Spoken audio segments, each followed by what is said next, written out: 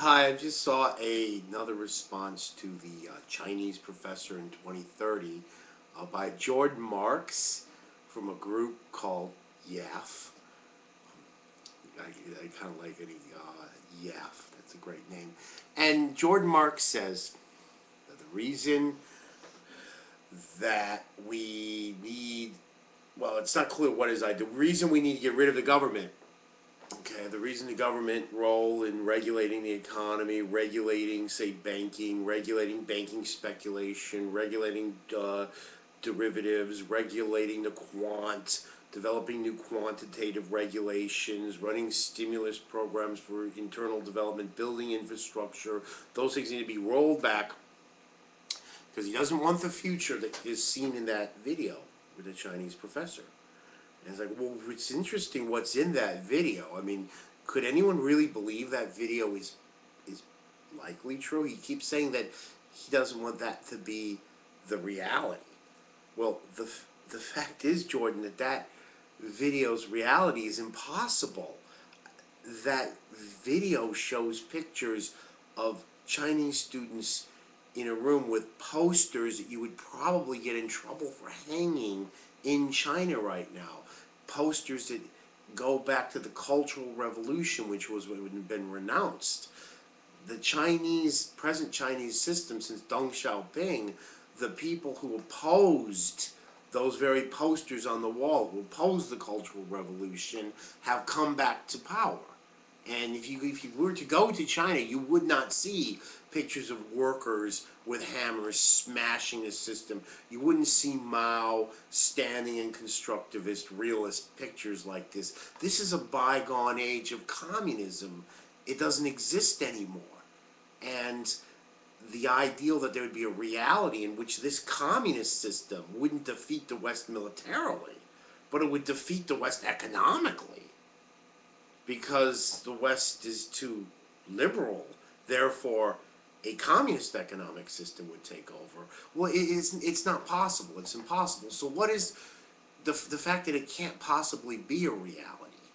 What about that image does he want? What does he really want? And what I think he's really saying in there, in Mr. Marx is saying, is that he doesn't want this disciplined, authoritarian system, a centralized system of one race, one ideology, one centralization that's imagined with being owned by the Chinese.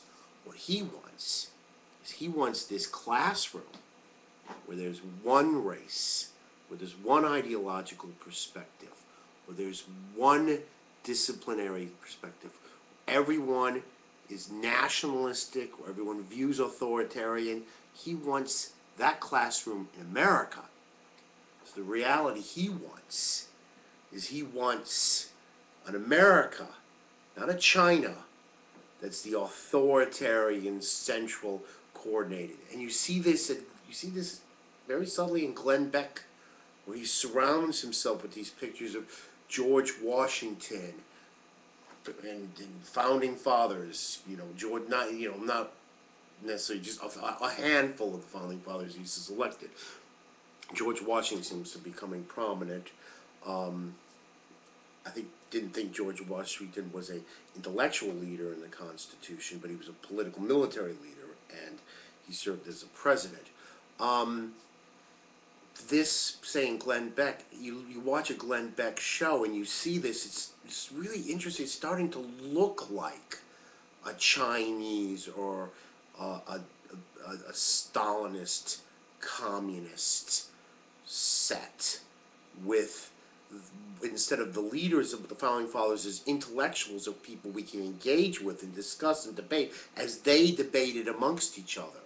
Individuals whose thoughts are unquestionable, elevated to a unified status of iconographic figures in the way that communist art did to Marx and Lenin and for a while Stalin and Mao under that period.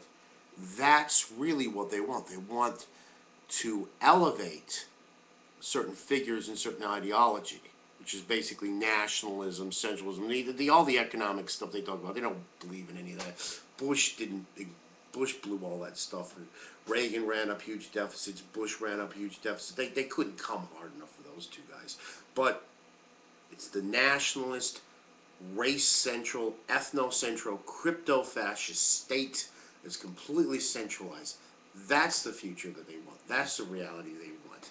And their fear is, and this was a fear in the Cold War, that actually somebody else would be better at it. Because, you know, the Soviet Union looked like they were better at it for a while. And oftentimes maybe, you know, we fear the fascists. And there's a fear that they would be like that. And they want to have that future for themselves. They want to be in that classroom in America. And, you know, the future that I want to see is a classroom full of people from all over the world, diverse classroom, not listening to the professor telling them why the United States of America fell. If it does fall, I mean, they talk about the British Empire. I'm living in Britain right now. It's kind of funny to think Britain fell. But if it is, if we do enter a post-American century, where I want to be in 20 years, is in front of a class where people discuss and wonder, what did it mean? Why did it happen? Was it a good thing? Was it a bad thing? That's not that classroom. That classroom is a guy comes in and tells that class, surrounded by set iconography, this is how it works, this is reality. And Mr. Marx, you're scared because you don't want the Chinese to take away that.